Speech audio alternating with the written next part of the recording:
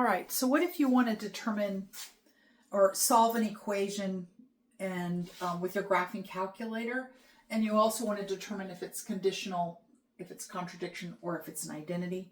So here's an example. I've graphed, or I have my equation right here, 2x minus 1 equals negative x plus 2. I want to solve this.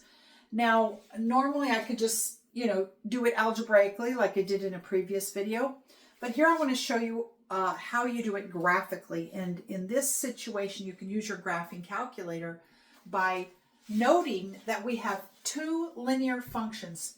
So remember, a linear function, or a function is linear if you can write it as mx plus b. So your function f of x equals mx plus b. And that's exactly what we hit. We have slope 2 and y-intercept value negative 1. And here we have slope negative 1, y-intercept value 2. So we have two linear functions that are equal. And so basically what that interpretation, or the graphical interpretation of that, is we have two lines that intersect in a point. And so this is a conditional equation. In other words, this point here, which is 1, 1, if x is 1, then I'm going to have a true statement. So here, if I plug in x equal 1, I have 2 minus 1 is 1. And here, if I plug in x equal 1, I have negative 1 plus 2 is 1. So plugging in x equal to negative 1 gives me a true statement. So that's a conditional equation. And the solution is x equals 1.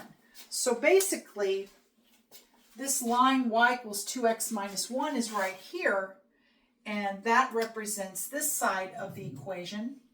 And then negative x plus 2 is graphed here, and that represents the other side of the equation. And they meet at this point where x is equal to 1. So that's the condition. X has to equal 1 in order for it to be true. Now, if you have a contradiction, what is that going to look like? Well, you're going to have no solution, right? So that means you're going to have two parallel lines. This would be a contradiction because they never meet. So the statement, the two sides of the equation, are never true. And here, if you have an identity, it just simply means that you have the same line. So here you have a line, and then that's one side of the equation. And then if you graph the other side of the equation, you're going to get a line that goes right over the top of it. And so they really are identical. So those are the situations. And on your graphing calculator, if you find it difficult to solve the equation, just take the two sides of the equation and graph them, and your calculator will show you the intersection values.